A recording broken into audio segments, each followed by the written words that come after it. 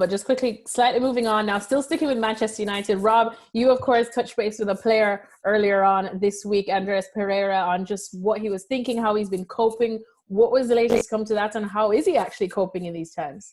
Obviously, that he has got a lot more facilities and is at home for him to be a lot more comfortable than a lot of other people perhaps are in this situation. And in fairness to him, he was very quick to point that out. It is still tough for these. They are used to train. They have huge, intense training sessions every day. Obviously, that's gone. They're trying their best to keep fit at home. Andreas has a gym at home that he's using. He's running at home. He's trying to do bits of football in his garden where he can. He's doing his best to stay sharp. One of the most difficult things for him is that he doesn't know what he's training for at the moment. He's going through these programs that the club have given him, but he doesn't know whether he needs to get fit for a week's time, 2 weeks' time, a month, 2 months. At the moment, he's kind of just going through his fitness plan without any real end game, which is tough mentally for these players. The one thing that he did say that was interesting, that's caught a little bit of attention, is his solution for ending this season. He's very, very keen to end this season somehow, to play it to a conclusion.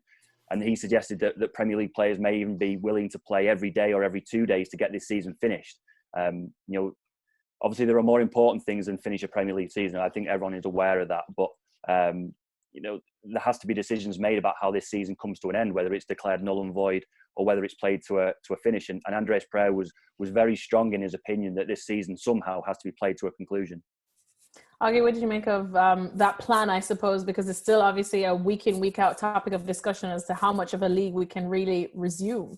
Yeah, I agree with what Pereira was saying, that if and when we do play again, that players are going to have to accept that it's not going to be a perfect scenario. They're not going to be able to play every 3 or 4 days with the perfect rest patterns. Everybody in this situation across the world, no matter what they do, has had to make some sacrifices. Things are different. You can't go about your job as you would do it a month ago, 2 months ago. So I think that if footballers have to play every 2 days, yes, they might pick up injuries, they might pick up hamstring strains or ankle knocks, but that's unfortunately how it is. They've all got squads big enough to cope.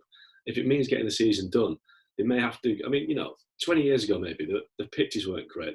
You had muddy pitches, you had all sorts of things that you wouldn't get today. Players are so lucky these days with the pitches to get, the preparation they get. Maybe they're just going to have to accept that they have to play like maybe a League Two footballer plays these days. They have to accept the workload and realise that they're not these little special unicorns that can just get away with just doing their own little special thing. The real world has invaded football, and footballers have to accept it and just make sacrifices like everybody else.